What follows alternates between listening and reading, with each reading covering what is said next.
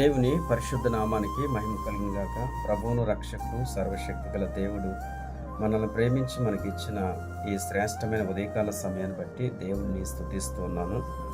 ప్రభు యొక్క వాక్యము చదువుకోవడం, ధ్యానం చేయడం అనేది అది మనకెంతో ఆశీర్వాదకరమైనటువంటి విషయం. అలాగే వినడము మరింత ధన్యకరము. దేవుడు ఎందుకో ఈ దినాల్లోని ప్రతిరోజు కూడా ఒక 5 నిమిషాల వాక్య భాగం వినడానికి దేవుడు చూపిస్తున్నారు. ఈరోజు వాక్య భాగంగా దేవుని యొక్క గ్రంథము మత్తయి సువార్త 7వ అధ్యాయము 7వ వచనంలో అడుగుడి మీకు ఇవ్వబడును, వెదకుడి మీకు దొరకుని అనబడుతున్నటువంటి వాక్య భాగాన్ని మనం చదువుకుంటున్నాం. ప్రతి మనిషి యొక్క జీవితానికి కూడా తెల్లవారు లేచింది నిద్రపోయే వరకు కూడా, ఈ భూమి మీద జన్మించింది మొదలుకొని చనిపోయే వరకు కూడా ప్రతి మనిషికి దేవుని యొక్క సహాయం లేకుండా ఏ వ్యక్తి కూడా భూమి మీద బ్రతకలేడు. కాబట్టి దేవుడు మనకు అడగకుండా ఎన్నో మనకు సమకూర్చి ప్రతిరోజు కూడా ఇస్తూ ఉన్నాడు. కొన్ని విషయాలు ఉంటాయి తప్పనిసరిగా దేవుణ్ణి మనం అడిగి పొందుకోవాల్సినటువంటి విషయాలు.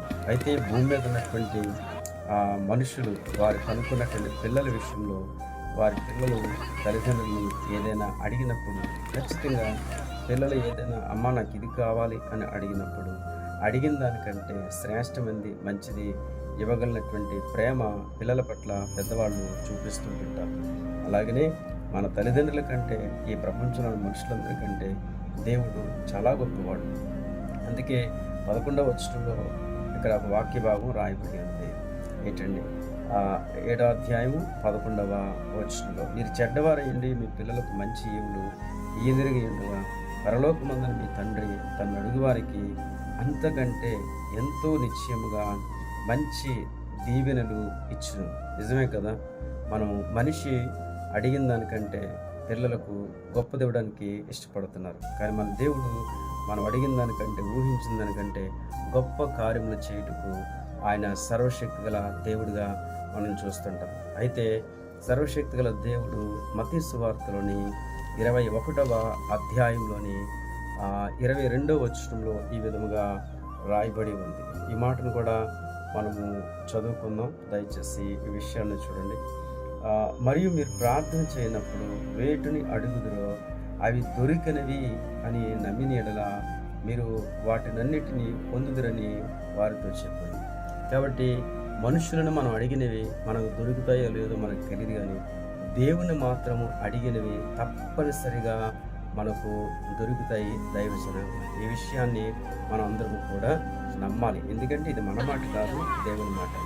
ఇదే విషయాన్ని ఎత్తునాడు ఒక మాట ఈ విధంగా చేస్తారు. 145వ కీర్తన 18వ వచనంలో ఇలా రాయింది, దేవుని యొక్క తనకు నిజముగా మొరపెట్టు వారి అందరికీ యెహోవా సమీపంగా తన యందు భయభక్తులు గల వారి కోరిక ఆయన నెరవేర్చు. చూసారా, ప్రార్థన చేసేటప్పుడు ఏదో కాస్త అనాలోచనగా కానీ నిర్లక్ష్యంగా కానీ ఏదో అన్నట్లుగా మనం ప్రార్థన చేస్తే అంగీకరించి కానీ నిజంగా కానీ దేవుణ్ణి మనం నమ్మి అడిగినట్లయితే తప్పనిసరిగా మన ప్రార్థనకు ఇస్తాడు.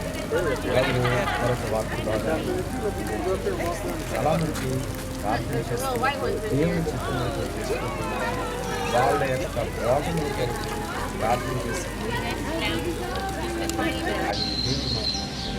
యాకోబు రాసిన పత్రిక 4వ అధ్యాయము 2వ వచనం విధంగా రాయబడింది, మీరు ఆశిస్తున్నారు కానీ మీకు దొరకట్లేదు, నరహత్య చేదురు మత్సరపడుదురు కానీ సంపాదించుకున్నట్లేదు, కొట్లాడుదురు యుద్ధం చేదురు కానీ దేవుని అడగనందున మీకేమీ దొరకదు. కాబట్టి మన భోగోచ్చల నిమిత్తము ఈ లోకపరమైన వాటిని అడుగుతున్నాం. కాబట్టి ఇష్టానుసారంగా మనం ప్రవర్తించి పవిత్రుడైన దేవుని ముందు అడుగుతున్నప్పుడు ఆయన అంటండి మనకి ఏది చేయడంట.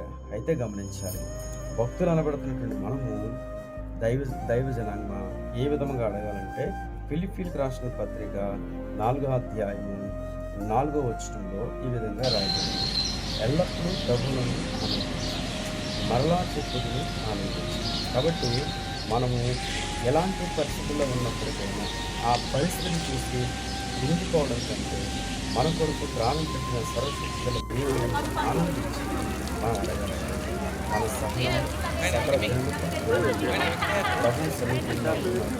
దేవుని గురించి కానీ ఒక్క విషయంలో ప్రార్థన విజ్ఞాపన కృతజ్ఞతాపూర్వకంగా నీ విన్నపం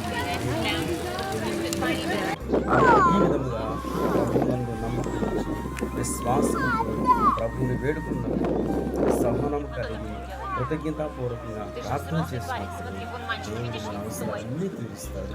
ప్రభు మన సమీపంలో ఉన్నవాడు తప్పకుండా మనల్ని దీవిస్తాడు. అటువంటి కృప దేవుడు మనందరికీ దయచేయగాక.